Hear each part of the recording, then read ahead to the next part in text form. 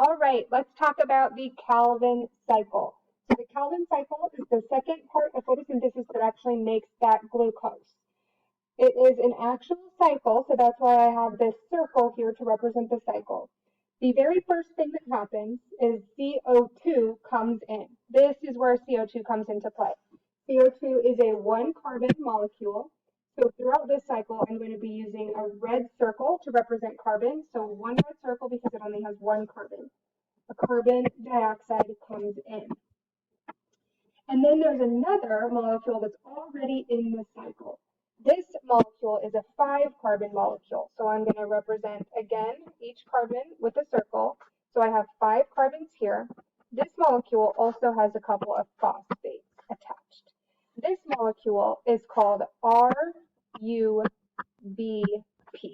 and it's already there. So we have RUBP that's already there, adding with CO2. So I have a 5-carbon molecule combining with a 1-carbon molecule to make a 6-carbon molecule. Those phosphates didn't go anywhere, so they're still sticking onto that molecule. An important thing to note is that this process cannot happen without the help of an enzyme. So here is a substrate and a substrate. They get combined together with an enzyme. The enzyme is called Rubisco. So I'm going to represent that with this green thing here. So Rubisco actually joins the RUBP and the CO2 to make this 6-carbon intermediate. You don't need to know what this intermediate is. What you do need to know is that it is highly unstable. So it is an unstable intermediate. So as a result of it being so unstable, it is going to automatically split. And when it splits, it just creates 2 3-carbon molecules. Each, though, with that little phosphate tag on the end. So these guys alone aren't that cool. But with the help of ATP and NADPH, they can do some pretty cool things. So ATP comes in here, and hopefully you're already thinking, okay, that comes from the light-dependent reactions. So from the light-dependent reactions. That comes in, and ATP provides energy, remember, by losing a phosphate to become ADP, and that phosphate pops off.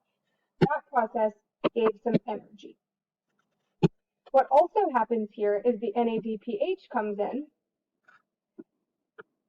and if you remember from the light reactions, this also comes from the light-dependent reactions, that NADPH was produced because NADP plus gained electrons. So what happens here is the opposite.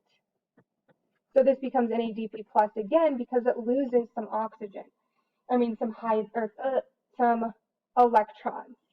The electrons from this process actually go into the cycle and get added on here. So the electrons get added on here to the cycle, and now these two compounds can do some cool stuff. One cool thing that it can do is leave, and one of these molecules leaves the cycle, and this is the one that goes on to make glucose. It serves as a building block for making glucose. Another one, however, stays in the cycle. And even though it doesn't go on to make glucose, it still is super important because it basically gets recycled. It gets recycled here to help regenerate this RUBP. So because one stays in, now I can make some more RUBP so the process can happen over and over again. I do need a little bit of energy here again though. So I'm going to have some more ATP come in this process.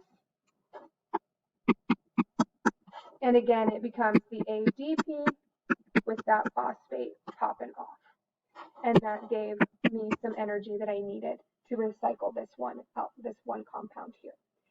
These compounds that split apart from each other are called 3GP. 3GP. And one goes on to make glucose, and one stays in the cycle to be recycled into RUBP so that it can happen over and over again. And in fact, this process happens 6 times for every glucose molecule. So I have a carbon dioxide coming in, do-do-do. Another one coming in, do-do-do. Happens 6 times per glucose. This 1,3-GP cannot make glucose. We need to do this 6 times. Okay, so it's also important for you to know there's 3 major parts of this. So I can look at it in this part where I take Rubisco to add together carbon dioxide and RUBP. This is called the carbon fixation step. And that's basically because I fix carbon from CO2 onto the carbons of RUBP. So these carbons get fixed together. So this part of the cycle is known as carbon fixation. This part of the cycle here, where I have the ATP and NADPH coming in, is called the reduction.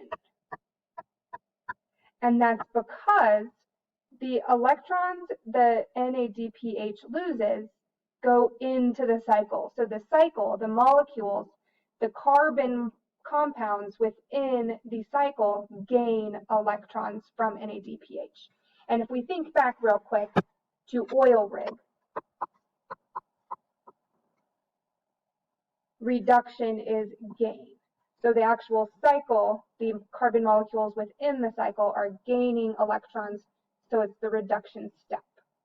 The final step here, this last third part of this looking pie chart looking thing now, is the regeneration step. And that is because this RUBP is regenerated and can filter back in over and over and over again. Okay, to summarize, first step, carbon fixation. RUBP is already here. It, with the help of Rubisco, attaches to carbon dioxide that comes in from the environment. Carbon dioxide and RUBP together make this very unstable intermediate that immediately breaks apart into 2,3 carbon molecules. ATP and NADPH from the light-dependent reactions come in and help these molecules do some cool stuff. One of the molecules, a 3-GP, leaves the cycle and goes on to make glucose. The other 3-GP continues in the cycle with the help of ATP, regenerates the RUBP that can go through the cycle over and over and over again. It happens 6 times. That is the Calvin cycle. Thank you for watching, and I'll see you tomorrow.